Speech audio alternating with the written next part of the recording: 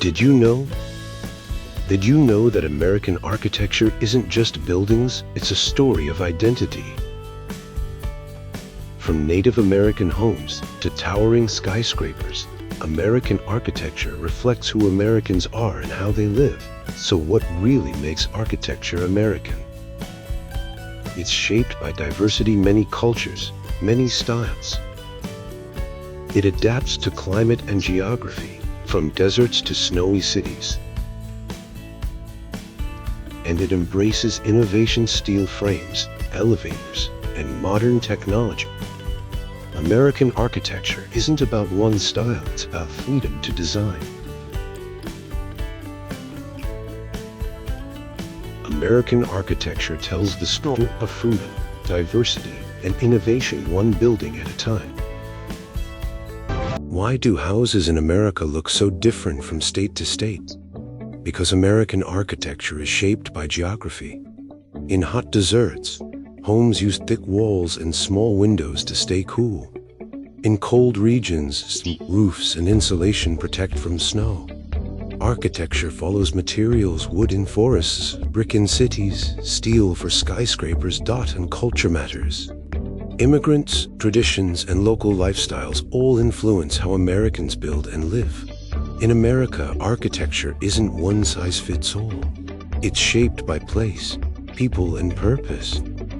Before modern architecture, America already had brilliant design. Long before cities and skyscrapers, indigenous peoples built homes perfectly adapted to land and climate. From Pueblo adobe homes in the desert, to Iroquois longhouses in forest regions, Ubinit mobile tipis on the open plains. These buildings used local materials, respected nature, and strengthened community.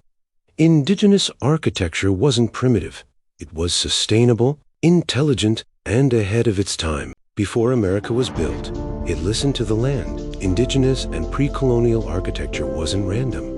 It was designed to survive and honor the environment. Thick adobe walls kept Pueblo homes cool in desert heat. Longhouses used wood and bark from surrounding forests. Tipis were shaped to fight strong winds on open plain. But these homes meant more than shelter. Circular forms represented unity. Parallel directions guided unity. Homes reflected spiritual beliefs. In indigenous architecture, buildings didn't dominate, but lived in harmony with it. Why do early American houses look European but feel different? Between 1600 and 1750, American colonial architecture was shaped by settlers and the land they arrived in. English colonies built simple, symmetrical homes. Spanish colonies used adobe in courtyards. French colonies raised houses with wide porches. Dutch colonies introduced brick and gambrel roofs. Materials changed based on climate: wood in forests, adobe in hot regions, brick in growing towns. Colonial architecture wasn't copied, it was adapted. 4 European powers, 1 new world. This is how early American architecture was born.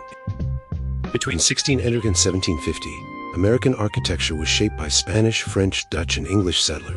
Spanish colonies used thick adobe walls, courtyards, and red tile roofs, perfect for hot, dry climates. French colonial homes were raised above the ground, with wide porches to handle floods and heat, especially in the south. Dutch settlers introduced brick construction and the iconic gambrel roof, maximizing space in colder regions. English colonial homes were simple and symmetrical, built with wood, steep roofs, and central chimneys for cold winters. These styles weren't copied, they evolved. Colonial architecture is where American design truly begins. American colonial architecture, with its steep roofs and symmetrical designs, evokes the spirit of early America. Same country, but colonial houses look totally different. Here's why. From 1630 to 1750, American colonial architecture changed by region because climate, materials, and lifestyle mattered. In New England, winters were harsh. Homes were simple, wooden, and compact, with steep roofs and central chimneys to keep heated. The middle colonies had milder weather and diverse cultures. Buildings used brick and stone, had balanced designs, and mixed English, Dutch, and German influences. In the South, New England changed everything. Buildings were bricked off the brick, or barge porches, high ceilings, and wide windows, everything. Colonial architecture proves one thing: design always follows place. Why do early American buildings look so perfectly balanced? It's the Georgian and Federal styles, with their symmetry and classical proportions. Georgian architecture is all about symmetry. Centered doors, evenly spaced windows, and strict balance. Nothing is accidental. The federal style refined this idea. It kept symmetry but added lighter proportions, arched windows, and elegant details. The federal style refined this idea. It kept symmetry but added lighter proportions, arched windows, and elegant detail. Both styles were inspired by ancient Greece and Rome, symbols of order, democracy, and reason. These buildings weren't just beautiful, they represented a new nation built on balance and ideals. Follow for more American architecture explained in one. Before skyscrapers, America's first public buildings told a story. Georgian architecture brought order and authority, symmetrical courthouses, brick facades, and classical columns inspired by ancient Rome and Greece. Then came the federal style, lighter and new, refined and more elegant and beautiful. They represented law, democracy, and public trust. These buildings represented law and democracy. Georgian and federal architecture shaped how America looked and governed. Explore more about American architecture's history. Why does America look like ancient Greece? In the early 1800s, America turned to Greek Revival architecture to define who it was becoming. Ancient Greece symbolized democracy, citizenship, and civic duty, values the young nation wanted to claim. These buildings weren't decoration, they were statements. Power belongs to the people.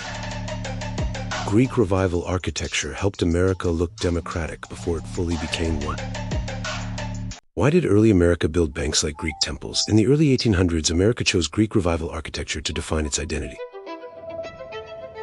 Banks looked like temples to symbolize stability and trust. Courthouses borrowed classical forms to represent law and democracy.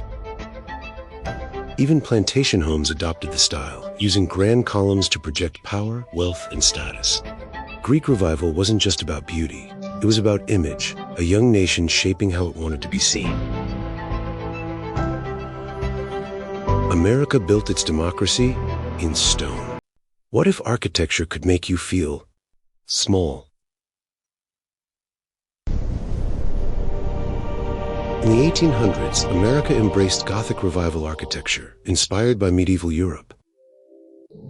Universities adopted the style to feel ancient, intellectual, timeless. In quiet rural towns, Gothic Revival churches became spiritual landmarks, connecting faith, nature, and community. This wasn't just design. It was emotion carved into stone. Gothic Revival made America look back to feel deeper.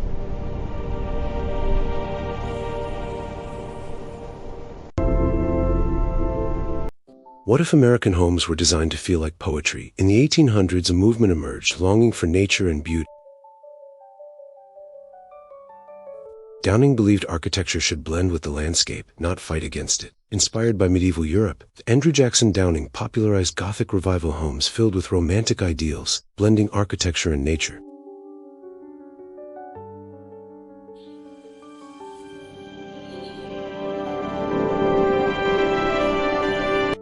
But this wasn't just about style, it was about emotion. The Gothic Revival reshaped American cottages and homes. Downing's books guided how Americans built and lived. He didn't just design houses. He shaped the American dream of living close to nature. And that dream, it still lives in neighborhoods across America. What if one material changed the entire American skyline forever? Industrialization transformed architecture through three revolutionary forces: cast iron, steel, mass production. Cast iron allowed entire decorative building fronts to be manufactured in factories, then shipped and assembled like giant architectural puzzle pieces. Cities like New York City became showcases of intricate iron facades. Beautiful, repetitive, affordable. Steel frames made buildings lighter, taller, and stronger. Without steel, no skyscrapers. The innovation of steel production reshaped cities like Chicago after the Great Fire. Height was no longer limited by heavy walls, but only by imagination. Mass production meant windows, beams, and decorative parts could be replicated at scale. Modern, efficient. America didn't just industrialize its economy, it industrialized its skyline, from cast iron streets to steel towers. This is where the modern American skyline began. In the 1800s, train stations became the new monuments of progress. Steel ribs stretched across enormous halls. Glass roofs flooded spaces with light. Iron columns rose like industrial trees. Cities like Chicago turned transportation hubs into architectural spectacle. Factories reshaped the landscape. Rows of endless windows, load-bearing brick walls, steel beams forged in fire. Industrialists like Andrew Carnegie fueled a steel revolution. Without steel, no skyscrapers, no vertical cities. As railroads expanded and factories multiplied, cities grew upward. Urban blocks became denser, streets filled with movement. Skylines pierced the sky. Industrialization didn't just power machines, it engineered the modern city. Train stations moved people, factories powered production, steel built the future, and America never looked the same again. Follow and subscribe for more.